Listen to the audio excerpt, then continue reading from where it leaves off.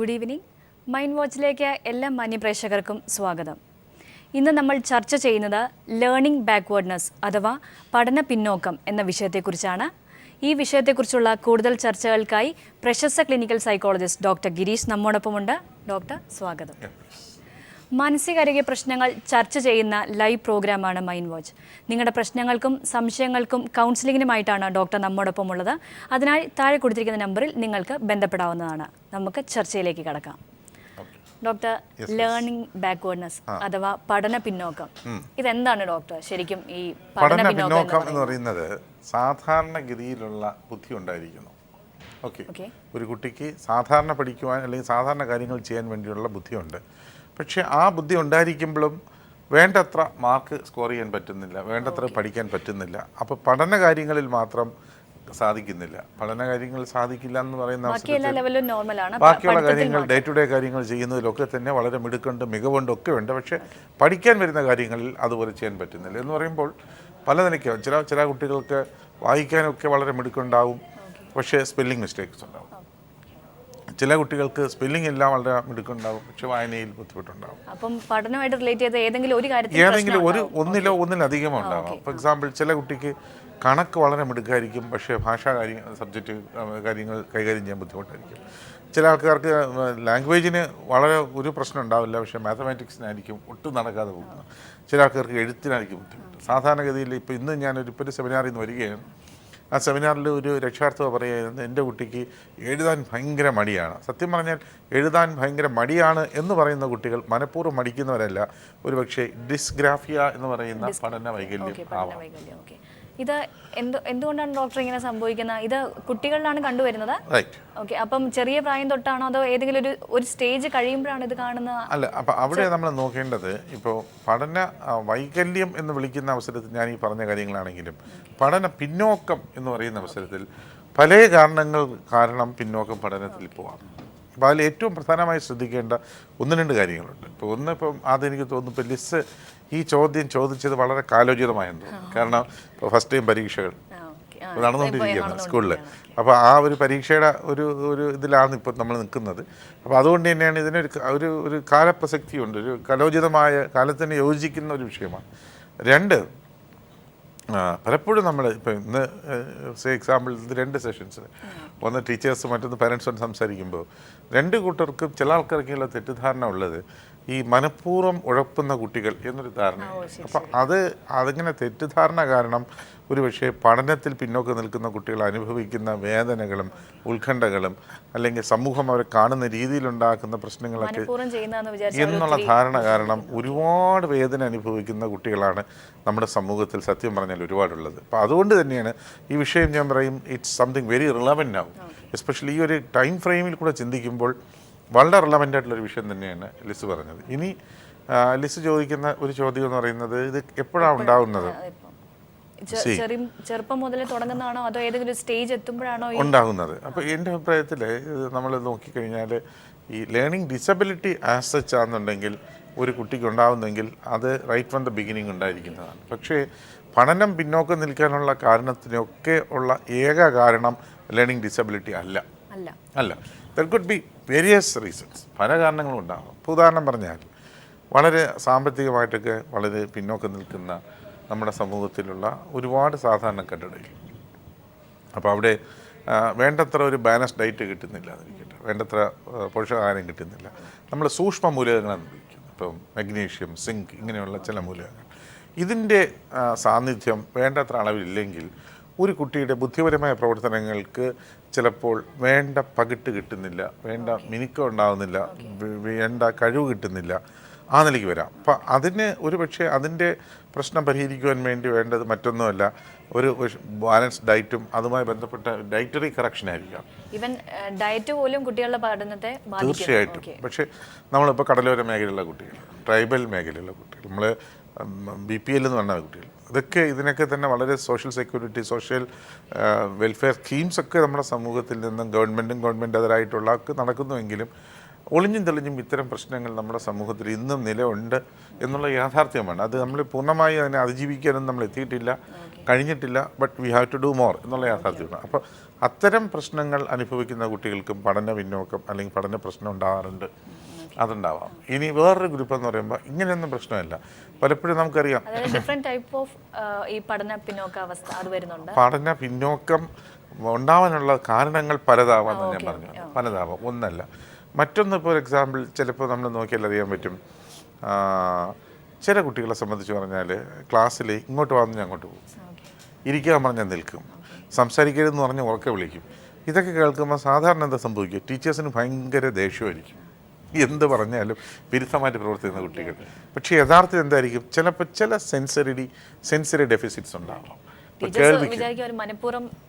ടീച്ചേഴ്സിന് പൊതുവായിട്ട് teachers psychology ഉണ്ടല്ലോ, ഒരു അധ്യാപകൻ്റെ മനഃശാസ്ത്രമുണ്ട്. അപ്പോൾ പറയുന്നത് കേൾക്കാത്ത കുട്ടികൾ, താന്തോന്നിസം കാണിക്കുന്ന കുട്ടികൾ, ഇങ്ങനെയൊക്കെയുള്ള ധാരണ ഉണ്ടാവും.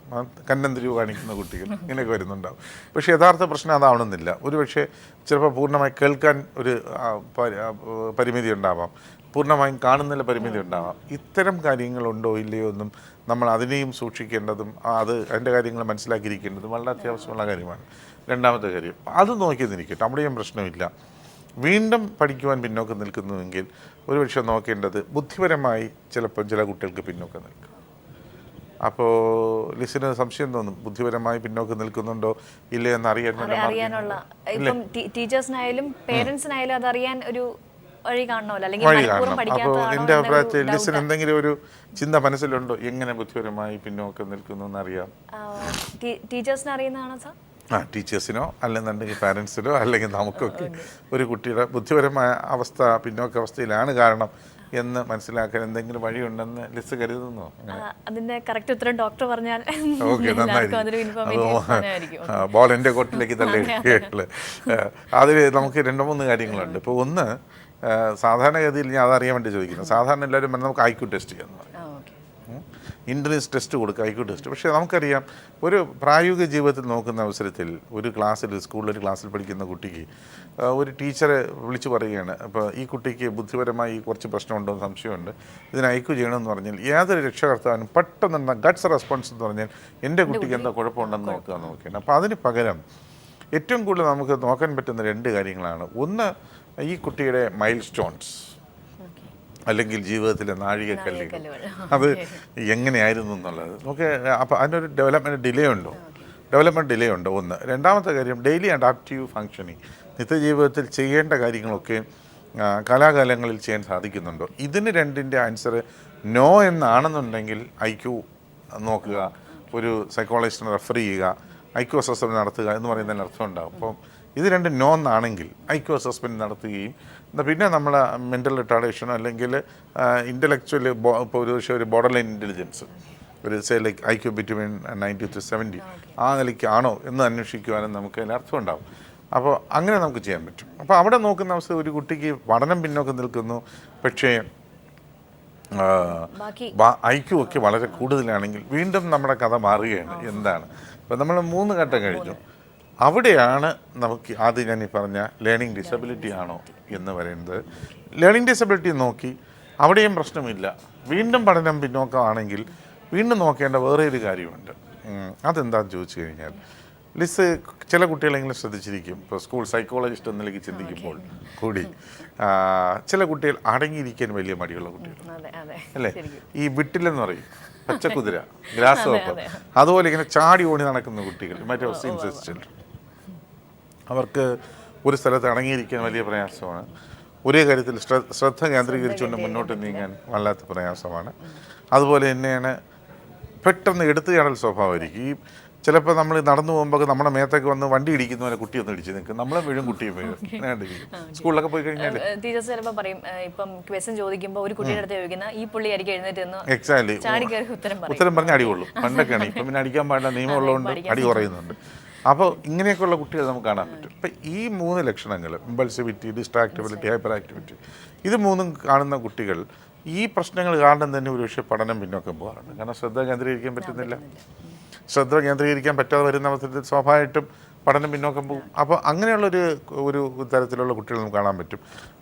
ഇവിടെ പഠനം പിന്നോക്കം പോകുന്നതിൻ്റെ പിന്നിലെ പ്രധാന പ്രശ്നം ADHD അല്ലെങ്കിൽ അറ്റൻഷൻ ഡെഫിസിറ്റ് ഹൈപ്പർ ആക്ടിവിറ്റി ഡിസോർഡറാണ്. റൈറ്റ്. അപ്പോൾ അത് കാരണം പഠനം പിന്നോക്കം പോകും. ഇത്തരം കുട്ടികൾക്കും അത് ബോധപൂർവമല്ല ചെയ്യുന്നത്, മനഃപൂർവ്വമല്ല കുട്ടി ചെയ്യുന്നത്. അപ്പോൾ ഇതും നമ്മൾ അഡ്രസ്സ് ചെയ്യപ്പെടേണ്ട വിഷയമാണ്. ഇനിയിപ്പോൾ ഇതും നോക്കി അങ്ങനെ ഹൈപ്പർ ആക്ടിവിറ്റി ഡിസോർഡർ ഒന്നും ഇല്ലെങ്കിൽ വീണ്ടും വരുന്ന തീർച്ചയായിട്ടും ഒരു ഇടവേളയ്ക്ക് ശേഷം ഞങ്ങൾക്ക് തിരിച്ചു വരാം. മൈൻഡ് വാച്ചിലേക്ക് വീണ്ടും സ്വാഗതം. ഇപ്പം ഡോക്ടർ നമ്മളിപ്പോൾ സംസാരിച്ചുകൊണ്ടിരുന്ന കുറച്ച് കാര്യങ്ങളുണ്ടായിരുന്നു. അതല്ലാതെ വേറെ ഏതാണ് ഡോക്ടർ വേറെ മറ്റൊരു പ്രധാന കാര്യം? ഈ പറഞ്ഞ പോലെ നമ്മൾ ആദ്യം പോഷകാഹാരത്തിൻ്റെ അപര്യാപ്തതയോ അത് കാരണമുള്ള പ്രശ്നങ്ങൾ നോക്കുന്നു, അല്ലെങ്കിൽ സെൻസറി ഡെഫിസിറ്റ് നോക്കുന്നു. അത് കഴിഞ്ഞിട്ട് ഇൻ്റലക്ച്വൽ ബാക്ക്വേർഡ്നെസ് ഉണ്ടോ അല്ലെങ്കിൽ ബുദ്ധിപരമായ പിന്നോക്കാവസ്ഥ ഉണ്ടോ എന്നുള്ള കാര്യം നോക്കുന്നു. അത് കഴിഞ്ഞ് ലേണിംഗ് ഡിസബിലിറ്റി ഉണ്ടോ നോക്കുന്നു. അത് കഴിഞ്ഞ് ADHDയുടെ പ്രശ്നമുണ്ടോ എന്ന് നോക്കുന്നു. അവിടെ വരെ നമ്മൾ നിൽക്കുകയാണ് ബ്രേക്ക്. അപ്പോൾ ഇത് കഴിഞ്ഞ ശേഷം വീണ്ടും പഠന പിന്നോക്കം വരുന്നു എങ്കിൽ നമുക്ക് നോക്കേണ്ട ഒരു കാര്യം, കുട്ടിക്ക് എന്തെങ്കിലും വൈകാരികമായ പ്രശ്നങ്ങളുണ്ട്, ഇമോഷണൽ ഡിസോർഡേഴ്സ്. ഇപ്പോൾ സാധാരണ നമ്മുടെ നാട്ടിലേക്കുള്ളൊരു വിശ്വാസം, ജനങ്ങളുടെ വിശ്വാസം പറയുന്നത് കൊച്ചുകുട്ടികൾക്ക് അങ്ങനെ വൈകാരിക പ്രശ്നം ഉണ്ടാവാറില്ല. കാരണം മനസ്സുണ്ടാകുന്നതിന് വലുതാകുമ്പോഴാണ്, പ്രശ്നങ്ങളുണ്ടാകുന്നത് വലുതാകുമ്പോഴാണ്. അപ്പം മാനസിക പ്രശ്നങ്ങൾ അങ്ങനെയാണ് എന്ന് ധാരണയുണ്ട്. പക്ഷേ അതെ അതെ അതെ അതെ കാലത്തിൻ്റെ പോക്ക് അറിയാതെയും അറിഞ്ഞും ഈ പലപ്പോഴും ഇവർ കാര്യങ്ങൾ മനസ്സിലാക്കാതെ പോകുന്ന അവസ്ഥ ഉണ്ടാകും. നമ്മളൊക്കെ ആ പ്രശ്നങ്ങൾ അബദ്ധങ്ങളുണ്ടാവും. അപ്പോൾ നമുക്ക് മനസ്സിലാക്കേണ്ടത് ഒരു കുട്ടിയുടെ ഒരു മാനസിക പ്രശ്നങ്ങളൊക്കെ തന്നെ കുട്ടിയായിരിക്കുമ്പോഴുണ്ട്. ജനിക്കുന്ന കാലം തൊട്ട് തന്നെ അതിൻ്റെ ചുറ്റും നടക്കുന്ന കാര്യങ്ങളൊക്കെയും അതിൻ്റെ ഒരു ജനിതകമായി കിട്ടുന്ന സാധ്യതകളൊക്കെയും അതിന് ഈ അവസ്ഥ വിശേഷം ഉണ്ടാക്കാം. അപ്പോൾ ഇതിൻ്റെ ഫലമായിട്ട് കുട്ടിക്കാര്യങ്ങൾ സാധാരണ ഉണ്ടാകുന്ന രണ്ട് പ്രധാന കാര്യങ്ങളാണ്. ഒന്ന് വിഷാദം. അപ്പോൾ കുട്ടി വിഷാദം, ചൈൽഡ്ഹുഡ് ഡിപ്രഷൻ അതുണ്ടാവാറുണ്ട്. മറ്റൊന്ന് ആങ്സൈറ്റി അല്ലെങ്കിൽ ഉത്കണ്ഠ, കുട്ടിക്കാലത്തുണ്ടാകുന്ന അമിതമായ ഉത്കണ്ഠ. ഇത് രണ്ടും കുട്ടിക്കാലങ്ങളിൽ സാധാരണ കാണുന്ന അവസ്ഥകളാണ്. അപ്പോൾ ഈ അവസ്ഥകളുടെ ഫലമായിട്ടും പലപ്പോഴും പഠനം പിന്നോക്കം പോകാൻ പറ്റും. അപ്പോൾ ഇതിൽ പല കുട്ടികളും ഒരുപക്ഷെ സ്കൂളിലേക്ക് പോകുമ്പോൾ ഭയങ്കര ഭയം കാണിക്കുക, വീട്ടിൽ നിന്ന് മാറാൻ പറ്റുന്നില്ല, സ്കൂളിൽ പോകുമ്പോൾ അല്ലാതെ കരഞ്ഞു വിളിക്കുക. സ്വാഭാവികമായിട്ടും പഠിക്കാൻ പിന്നോക്കം പോകുന്ന കുട്ടികൾ വളരെ കൂടുതലാണ്. അതുപോയ ശേഷം ഇപ്പോൾ ഞാൻ തന്നെ കണ്ടൊരു കുട്ടിയുടെ ഒരു രസമുള്ള അവസ്ഥയുണ്ടായിരുന്നു അനുഭവത്തിൽ നിന്നും. അപ്പോൾ അതിൽ ഒരു കുട്ടി വളരെ മിടുക്കി കുട്ടിയാണ്, 3 വയസ്സൊക്കെ ആയിട്ടുള്ള, അതിന് LKG ചേർത്തു. അസാധാരണ മിടുക്കുള്ള കുട്ടി, നല്ല പാട്ട് പാടും. ഇപ്പോഴത്തെ എല്ലാ പാട്ടുകളും ആൾമോസ്റ്റ് ഒക്കെ അതിനറിയാം. നല്ലവണ്ണം നൃത്തം ചവിട്ടും. അതനുസരിച്ച് കുഞ്ഞുകുട്ടി. പക്ഷേ ഇത് എന്ത് ചെയ്തു എന്ന് പറഞ്ഞാൽ ഒരു സുപ്രഭാതത്തിൽ വാവയ്ക്കാൻ തുടങ്ങി, കാരച്ചൽ ബഹളം, സ്കൂളിലും പോകത്തില്ല, വീട്ടിലും പോകത്തില്ല, ഒരിടത്തും ഇല്ല. വീട്ടിൽ നിൽക്കാൻ പറഞ്ഞാൽ സ്കൂളിൽ പോകണമെന്ന്, സ്കൂളിലേക്ക് പോകാൻ പറഞ്ഞാൽ എനിക്ക് അമ്പലത്തിൽ പോകണമെന്ന് പറയും, അമ്പലത്തിൽ പോകുന്ന പറയുമ്പോൾ എനിക്ക് ബീച്ചിൽ പോകണമെന്ന് പറയും. എക്സാക്ട്ലി. വീട്ടുകാരെ കൊണ്ട് ഇങ്ങനെ എന്താ പറയുക, ഇച്ഛ ഇടല വരപ്പിക്കുന്ന ഒരവസ്ഥയിലേക്ക് നീങ്ങിയ കുട്ടി. അപ്പോൾ ഇത് ശരിക്കും പറഞ്ഞാൽ ഇങ്ങനെ ഒരു ഇറിറ്റബിലിറ്റി കാണിക്കുമ്പം അക്രമാസക്തിയുള്ള കുട്ടിയാണെന്ന് തോന്നുന്നു. അല്ല, ഇതൊരു വിഷാദത്തിൻ്റെ കുട്ടിക്കാലങ്ങളിലുള്ള പലപ്പോഴും വിഷാദം ദേഷ്യ രീതിയിലും രൂപത്തിലും പ്രകടമാക്കപ്പെടാം. ഇതിൻ്റെ പിന്നിലുണ്ടായ കാരണം എന്ന് പറഞ്ഞാൽ ഈ കുട്ടിക്ക് ഏറ്റവും കൂടുതൽ സംരക്ഷണവും സ്നേഹം കുട്ടി കൊടുത്തുകൊണ്ടിരുന്നത് അതിനെ കുട്ടിയെ പരിപാലിച്ചിരുന്നൊരായായിരുന്നു. പക്ഷേ അമ്മയും അമ്മയുടെ അടുത്തുള്ള സുഹൃത്തും ചേർന്ന ശേഷം 2 വീട്ടുകൾക്ക് വേണ്ടി ഒരായ എന്ന നയം കൊണ്ടുവന്നിട്ട് ഈ കുട്ടിയെ നോക്കിവിടുന്ന ആയയും മാറ്റി, ബേബി സിറ്റർ. അതിൻ്റെ ഫലമായിട്ട് ആ സപ്പോർട്ട് സിസ്റ്റം കുട്ടിക്ക് നഷ്ടപ്പെട്ടതിൻ്റെ ഫലമായിട്ടുണ്ടായ വേദനയും പ്രശ്നങ്ങളും വിഷാദവും ഒക്കെ തന്നെ ഈ ദേഷ്യത്തിൻ്റെ രൂപത്തിൽ വന്നതായിരുന്നു നമ്മൾ കണ്ടത്. ഞാൻ ചുരുക്കി പറഞ്ഞാൽ കുട്ടിക്കാലങ്ങളിൽ തന്നെ ഇങ്ങനെയുള്ള ഒരുപാട് പ്രശ്നങ്ങൾ ഉണ്ടാവാറുണ്ട്, അനുഭവിക്കാറുണ്ട്. അപ്പോൾ ഇങ്ങനെയുള്ള പ്രശ്നങ്ങൾ കാരണവും പലപ്പോഴും പഠനം പിന്നോക്കം പോകാറുണ്ട്. ഈ കാര്യങ്ങളൊക്കെ തന്നെ, ഞാൻ ഈ സൂചിപ്പിച്ച കാര്യങ്ങളൊക്കെ തന്നെ ബാല്യം മുതൽക്ക് തന്നെ കുട്ടികൾ പഠനത്തെ പിന്നോക്കം നയിക്കുന്ന കാര്യങ്ങളാണ്. ഈ കുട്ടിയെ ഹെൽപ്പ് ചെയ്യാൻ വേണ്ടി ഡോക്ടർ എന്തൊരു മെത്തേഡ് യൂസ് ചെയ്തത്? ഇപ്പം കുട്ടിയുടെ അത് ഡോക്ടർ മനസ്സിലാക്കി ഇതായിരുന്നു റീസൺ. വളരെ സിമ്പിൾ ആയിരുന്നു, വേറെ ഒന്നും ആയിരുന്നില്ല. ആ നഷ്ടപ്പെട്ടു പോയ ആ ബേബി സിറ്റർ തിരിച്ചു കൊണ്ടുവരണം എന്ന് ഞാൻ ആ പാരൻസിനോട് പറഞ്ഞു. ബേബി സിറ്റർ വന്നപ്പോൾ ഏറ്റവും വലിയ ട്രീറ്റ്മെൻറ്റ് ബേബി സിറ്റർ വന്നത് തന്നെയായിരുന്നു. And the child become perfectly normal child, very happy, very excited, playful etcetera. അങ്ങനെ വളരെ സന്തോഷമായിട്ട് മാറി. അപ്പോൾ ഈ കാര്യങ്ങളൊക്കെ തന്നെ ഒരു കുട്ടിയിൽ തന്നെ സംഭവിക്കുന്ന കാരണങ്ങളാൽ ഉണ്ടാകുന്ന പ്രശ്നങ്ങളാണ്, കുട്ടിയുടെ അകത്ത് തന്നെയുള്ള കാരണങ്ങളാൽ. പക്ഷേ വീണ്ടും എന്താ പറയാം, ഇത് ആൺകുട്ടികൾക്കിടയിലാണ്, അങ്ങനെ വരില്ല, എല്ലായിടത്തും കോമൺ ആയിട്ട് സാധാരണ ഉള്ളൊരു ധാരണ. ഇമോഷണൽ ഡിസോർഡേഴ്സ് കൂടുതൽ ഗേൾസ് ആണെങ്കിലും പെൺകുട്ടികളാണെന്നുണ്ടെങ്കിലും പലപ്പോഴും ഒരു ക്ലിനിക്കൽ പോപ്പുലേഷനിൽ നോക്കാമെങ്കിൽ പെൺകുട്ടികൾക്ക് കാണാറുണ്ട് എന്നുള്ളതാണ്. പക്ഷേ എങ്കിലും ഒരു പക്ഷേ ഈ കാര്യങ്ങൾക്കൊരു ഒരു ഒരു പെൺകുട്ടികളുടെ പോപ്പുലേഷനിൽ ഒരു കൂടുതലായി കാണുന്നു എന്നുള്ള ധാരണയുണ്ട്. എങ്കിലും അപ്പോൾ ഇതൊക്കെ തന്നെ ഞാൻ പറഞ്ഞു വന്നതൊക്കെ തന്നെ കുട്ടിയിൽ തന്നെ കാണപ്പെടുന്ന പ്രശ്നങ്ങളാണ്, കുട്ടിയുടേതായ വിഷയങ്ങളിൽ കുട്ടിയിൽ നിന്നും വരുന്ന വിഷയങ്ങളാണ്. പക്ഷേ ഇതല്ലാതെ ചുറ്റുപാട് തന്നെ പലപ്പോഴും പഠനത്തിൽ ഇപ്പം പിയർ ഗ്രൂപ്പ് ഇൻഫ്ലുവൻസ് ആവാം, അല്ലെങ്കിൽ പേരൻസിന്റെ വീട്ടിൽ നിന്നുള്ളതാവാം, എക്സാക്ട്ലി പാരൻസ് ആവാം, സ്കൂളാവാം. ഫോർ എക്സാമ്പിൾ ഈ പേരൻസിൻ്റെ കാര്യത്തിൽ നോക്കിയാലും ചില വീടുകളിൽ എപ്പോഴും ഒരു അടിയന്തരാവസ്ഥയായിരിക്കും അല്ലേ. ഹസ്ബൻഡ് വൈഫ് നമ്മൾ 24 മണിക്കൂർ ഒന്ന് പറഞ്ഞ് 2 പറഞ്ഞ് 3ൻ്റെ യുദ്ധമായി തല്ലലും പ്രശ്നവും ഇതെല്ലാം ഒരു പ്രഷർ കുക്കർ പോലത്തെ വീട്ടിൽ താമസിക്കുന്ന കുട്ടി. അപ്പോൾ ഇതിൻ്റെയൊക്കെ അവസ്ഥയിൽ ഈ കുട്ടി സ്കൂളിൽ പഠിക്കാൻ വന്നിരിക്കുന്ന അവസ്ഥയിൽ യഥാർത്ഥത്തിൽ ഓർമ്മകൾ ഉണ്ടാകുന്ന ഇത്തരത്തിലുള്ള പ്രശ്നങ്ങളാണ്. അങ്ങനെ വല്ലാത്ത പ്രയാസങ്ങൾ അനുഭവിക്കുന്ന കുട്ടികൾ നമുക്ക് കാണാൻ സാധിക്കും. അങ്ങനത്തെ ഡോക്ടർ ഡീൽ ചെയ്യേണ്ട വന്നിട്ടുണ്ടോ? ഇഷ്ടം പോലെ ഉണ്ടായിട്ടുണ്ട്. ഇപ്പോഴും എൻ്റെ ക്ലിനിക്കൽ പോപ്പുലേഷനിൽ നല്ല ഭാഗം കുട്ടികൾ, പല ഏജ് ഗ്രൂപ്പിലുള്ള കുട്ടികൾ, ഇങ്ങനെ വീട്ടിലെ പ്രശ്നങ്ങൾ കാരണം ഒരുപാട് പ്രശ്നം അനുഭവിക്കുന്ന കുട്ടികളെ ഞാൻ ഇഷ്ടംപോലെ കണ്ടിട്ടുണ്ട്. അങ്ങനത്തെ കേസ് ഡോക്ടർ ഷെയർ ചെയ്യുന്നുണ്ട്? തീർച്ചയായിട്ടും. ഇപ്പോൾ അടുത്ത കാലത്തിൽ ഞാൻ 10ാം ക്ലാസ്സിൽ പഠിക്കുന്ന ഒരു കുട്ടിയെ കാണുകയായിരുന്നു. അപ്പോൾ അതൊരു പെൺകുട്ടിയാണ്. ആ കുട്ടി വീട്ടിൽ ഭയങ്കര ബഹളം, പിന്നെ അവർ പറയുന്നതനുസരിച്ച് വീട്ടിൽ വല്ലാത്ത ബഹളം കാണിക്കുന്നു, എപ്പോഴും മൊബൈൽ ഫോണിലാണ്, ചാറ്റ് ചെയ്യുന്നു, അതിൻ്റെ പ്രശ്നങ്ങൾ, പിന്നെ വീട്ടുകാരോടും ഫ്രണ്ട്സിനോടൊക്കെ ഭയങ്കര ദേഷ്യം കാണിക്കുന്നു, അമ്മയെ വല്ലാതെ ഇങ്ങനെ മോശം വൃത്തികെട്ട വാക്കുകൾ ഉപയോഗിച്ച് സംസാരിക്കുന്നു. ഇതൊക്കെ വീട്ടിലാണ്, ഒറ്റ കുട്ടിയാണ്. അതേസമയം ഇവരുടെ തന്നെ അമ്മയുടെ ബന്ധുക്കളുടെ അമ്മയുടെ വീട്ടിലൊക്കെ ഉണ്ടാക്കി കഴിഞ്ഞാൽ ഷീസ് പെർഫെക്റ്റ്ലി ഹാപ്പി. വേറൊരു പെൺകുട്ടിയോ അല്ലെങ്കിൽ വേറൊരു ഫ്രണ്ടിനെ കിട്ടിക്കഴിഞ്ഞാൽ ഷീസ് ഹാപ്പി. അതേസമയം മറ്റു ആൺകുട്ടികളെ ഇങ്ങനെ കണ്ടെത്തുവാൻ ശ്രമിക്കുന്നു, ബോയ് ഫ്രണ്ട്സുമായിട്ട് ചാറ്റ് ചെയ്യുന്നു, ഇതൊക്കെ ഇങ്ങനെ പ്രശ്നമായിട്ട് വരുന്നു. അപ്പോൾ ഈ കുട്ടി എന്നോട് കൊണ്ടുവന്ന് ഞാൻ നോക്കിയ അവസരത്തിലുണ്ടാകുന്ന പ്രശ്നം, ഈ അമ്മയും അച്ഛനും തമ്മിൽ ഒരിക്കലും ചേർക്കാൻ പറ്റാത്ത സ്വഭാവമുള്ള ആൾക്കാരാണ്.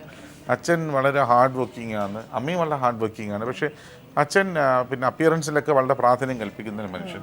അമ്മ ആ നിലയ്ക്കുള്ള ഒരു അമ്മയല്ല. അമ്മ ഒരു ഞാൻ അധ്വാനിക്കുന്നു, കഷ്ടപ്പെടുന്നു, ഫീൽഡിൽ പോകുന്നു, തിരിച്ചു വരുന്നു, എനിക്കെന്തിനാ വേഷവിധാനങ്ങൾ, ഞാൻ നടനൊന്നും അല്ലല്ലോ, പിന്നെ എന്തിനാ എന്ന് ചിന്തിക്കുന്ന ആൾ. ഇത് കാരണം തന്നെ ഇവർ തമ്മിൽ എപ്പോഴുള്ള പ്രശ്നങ്ങൾ. അച്ഛനാണെന്നുണ്ടെങ്കിൽ സമൂഹത്തിന് മുമ്പിൽ, ക്ലബ് സംസ്കാരത്തിൻ്റെ മുന്നിൽ ഏറ്റവും സൊഫിസ്റ്റിക്കേറ്റഡ് ആയിട്ട് അമ്മയും അച്ഛനും മോളും നിൽക്കണമെന്ന് ആഗ്രഹിക്കുന്നു. നമുക്കൊരു ഇടവേളയിലേക്ക് പ്ലീസ്. ഒരു ഇടവേളയ്ക്ക് ശേഷം തിരിച്ചു വരാം. മൈൻഡ് വാച്ചിലേക്ക് വീണ്ടും സ്വാഗതം. ഡോക്ടർ, നമ്മൾ പറഞ്ഞുകൊണ്ടിരുന്നത് ഇപ്പോഴത്തെ രണ്ടാമത്തെ കുട്ടിയുടെ കാര്യമാണ്, വീട്ടിലെ അപ്പനും അമ്മയും തമ്മിലുള്ള ഇഷ്യൂസ്. അതെ. അപ്പോൾ ഈ പ്രശ്നങ്ങൾ നടന്നുകൊണ്ടിരിക്കുന്നതിൻ്റെ ഫലമായിട്ട് ഈ അച്ഛനും അമ്മയും തമ്മിൽ പരസ്പരം യോജിക്കുന്നില്ല. അച്ഛനെപ്പോഴും അമ്മയെ കുറ്റം പറയുന്നു, അമ്മ തിരിച്ച് പ്രതികരിക്കാൻ ശ്രമിക്കുന്നു, പ്രതികരിക്കുമ്പോൾ അച്ഛനമ്മയെ പിന്നെ അദ്ദേഹത്തിൻ്റെ പേശി ബലം കൊണ്ട് നേരിടുന്നു. അപ്പോൾ എപ്പോഴും അടി മർദ്ദനം ഇങ്ങനെ നിൽക്കുന്നതിൻ്റെ ഇടയിലാണ് കുട്ടി ഒരിക്കൽ അച്ഛൻ്റെ മൊബൈൽ ഫോൺ നോക്കിയപ്പോൾ അച്ഛന് മറ്റൊരു വനിതാ വിഭാഗത്തിൽപ്പെട്ട വ്യക്തിയുമായി ഒരു നർമ്മസല്ലാപം നടത്തിയെന്നും ഒരു പ്രണയ സംസാരം നടന്നു എന്നൊക്കെയുള്ള കുറച്ച് ഹിസ്റ്ററി കിട്ടുന്നത്. അപ്പോൾ ഇത് അമ്മയോട് പറഞ്ഞ് അമ്മയും അച്ഛനും നമ്മൾ അടി വീണ്ടും കൂട്ടി.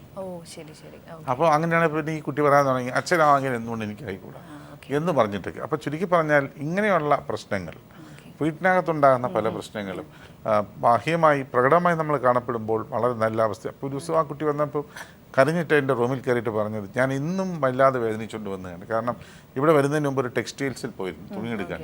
അവിടെ വച്ചും അമ്മയ്ക്കേത് തുണി അച്ഛനേത് തുണിയെന്ന് രണ്ടുപേർക്കും തമ്മിൽ പൊരിഞ്ഞ പോരാട്ടം. അമ്മ നല്ലതെന്ന് കണ്ടെത്തുന്നതൊക്കെ അച്ഛൻ എതിർക്കുന്നു, അച്ഛൻ നല്ലതെന്ന് കണ്ടെത്തുന്നതൊക്കെ അമ്മ എതിർക്കുന്നു. രണ്ടുപേരും ഒരു കാരണവശാലും സഹകരിക്കുവാനോ യോജിക്കാനോ പറ്റാത്ത വിധത്തിലുള്ള വൻയുദ്ധങ്ങൾ നടക്കുന്നു. ഇങ്ങനെയൊക്കെ ബിഹേവ് ചെയ്യുമ്പോൾ അവർ ശ്രദ്ധിക്കുന്നില്ല കുട്ടികളെ എന്തുമാത്രം എഫക്ട് ചെയ്യുന്നു. അവർക്ക് അവരുടെ വിഷയങ്ങളിൽപ്പെട്ട് വല്ലാതെ ഇങ്ങനെ ആ പ്രശ്നങ്ങളായിരിക്കുന്ന അവസരത്തിൽ ഇത് കുട്ടികളെ എങ്ങനെ ബാധിക്കുമെന്നോ എന്തിനെന്നോ എന്നുള്ള ശ്രദ്ധ ഉണ്ടാവാതെ പോകുന്നുള്ള യാഥാർത്ഥ്യമാണ്. അപ്പോൾ അങ്ങനെ പോകുന്ന ഒരവസ്ഥ സംഭവിക്കുന്നു. അപ്പോൾ ഈ കാര്യങ്ങളൊക്കെ തന്നെ പലപ്പോഴും കുട്ടികളുടെ പഠനം പിന്നോക്കം എത്തിക്കാം. അങ്ങനെ വളരെയധികം പഠനവും പെരുമാറ്റവും ഒക്കെ തകർന്നു പോകുന്ന കുട്ടികളുടെ ചിത്രം ഇന്നും എൻ്റെ മനസ്സിൽ ഒരുപാട് നിൽക്കുന്നു. അതിൽ നിന്ന് വളരെ കഷ്ടപ്പെട്ട് രക്ഷപ്പെട്ട കുട്ടികളുടെ ചിത്രവും എൻ്റെ മനസ്സിൽ ഇന്നും നിൽക്കുന്നുണ്ട്. അപ്പോൾ അങ്ങനെ പോകുന്ന അവസ്ഥ. ഡോക്ടർ, ഇത് ഇപ്പോൾ കുട്ടികളുടെയാണ് കൂടുതലും ഡോക്ടർ ഇപ്പോൾ പറഞ്ഞ, ഇത് മുതിർന്ന ഒരു അവസ്ഥയിൽ എത്തിക്കഴിയുമ്പം ഇതുമായിട്ട് റിലേറ്റ് ചെയ്ത എന്തെങ്കിലും ഇഷ്യൂസ് അതുമായിട്ട് കണ്ടിന്യൂ ചെയ്ത് വരാൻ ചാൻസ് ഉണ്ടോ ഡോക്ടർ? ഇത്തരം കുട്ടികൾ മുതിർന്നു കഴിയുമ്പോഴും ഇതുമായിട്ട് ബന്ധപ്പെട്ട പ്രശ്നങ്ങൾ ഉണ്ടാകുന്നതാണ്. ഒരർത്ഥത്തിൽ ഇപ്പോൾ നമുക്ക് ഇതിനെ ഇങ്ങനെ എടുക്കാം. ഇപ്പോൾ ഇതൊരു ട്രോമയാണ്. ഈ ട്രോമ ഉണ്ടാകുന്നത് കുട്ടിക്കാലത്താണ് എങ്കിലും മുതിർന്ന് കഴിഞ്ഞ ശേഷവും ഒരുപക്ഷെ ഈ ട്രോമയുടെ ഫലങ്ങൾ പല അർത്ഥത്തിൽ കാണാം. ഇപ്പോൾ ഉദാഹരണം പറഞ്ഞാൽ ഒരു കുടുംബജീവിതം നയിക്കുവാനുള്ള വിശ്വാസം നഷ്ടപ്പെടുക. ഒരു കുടുംബം എന്ന് പറഞ്ഞാൽ തന്നെ ഒരു പൊട്ടിത്തകർന്ന ചില്ല് പോലെയാണ്, ചില്ല് കൊട്ടാരം പോലെയാണ്. അപ്പം ഞാനും ഇനി ഇങ്ങനെയുള്ള ഇപ്പോൾ ഒരുപാട് കുട്ടികൾ പൊതുവേ കുടുംബജീവിതത്തിൻ്റെ ഉത്തരവാദിത്തങ്ങളിൽ നിന്ന് മാറിയിരിക്കാൻ ആഗ്രഹിക്കുന്നവരുണ്ട്. എന്തിനാണ് കല്യാണം? ഈ കല്യാണം കഴിക്കാൻ മടിക്കുന്ന കുട്ടികളെയും ചിലപ്പോൾ കൊണ്ടുവരാറുണ്ട്. അപ്പോൾ അവർ പറയുന്നത് എന്തിനാ കല്യാണം? കാരണം ഞാൻ കല്യാണം അപ്പോൾ ഈ വീട്ടുകാർ വിചാരിക്കുന്ന ഇവർക്ക് വേറെ എന്താ പ്രണയമുണ്ടോ, വേറെ എന്തെങ്കിലും പ്രശ്നങ്ങളുണ്ടോ, പെരുമാറ്റ വൈകൃതമുണ്ടോ? അപ്പോൾ നോക്കി വരുമ്പോൾ അവസാനം നോക്കുമ്പോൾ ഇതൊന്നുമല്ല. കുട്ടി ചോദിക്കുന്നത് എന്തിനാ കല്യാണം? കല്യാണം കഴിച്ചു കഴിഞ്ഞ് എൻ്റെ അച്ഛനും 24 മണിക്കൂർ യുദ്ധമായിരുന്നു, അതുപോലെ ഞാനും കൂടെ എന്തിനാവണം? അപ്പം ഇങ്ങനെ ഒരു കുടുംബ ജീവിതത്തിലുണ്ടാകുന്ന പ്രശ്നം വിഷാദം. ഡോക്ടർ, നമ്മുടെ സമയം ഇവിടെ അവസാനിച്ചിരിക്കുകയാണ്. ഏറെ ചർച്ച ചെയ്യാനുണ്ടായിരുന്നൊരു വിഷയമാണ് നമ്മൾ സംസാരിച്ചുകൊണ്ടിരുന്നത്. കുട്ടിക്കാലത്ത് നിന്ന് മുതിർന്ന ഒരു അവസ്ഥയിലേക്ക് എത്തുന്ന ഈ ഒരു അവസ്ഥയിൽ തന്നെ നമ്മുടെ ടൈം ഇവിടെ അവസാനിക്കുകയാണ്. അതിനാൽ മറ്റൊരു വിഷയമായി അടുത്ത ആഴ്ച വരുന്നത് വരെ നന്ദി.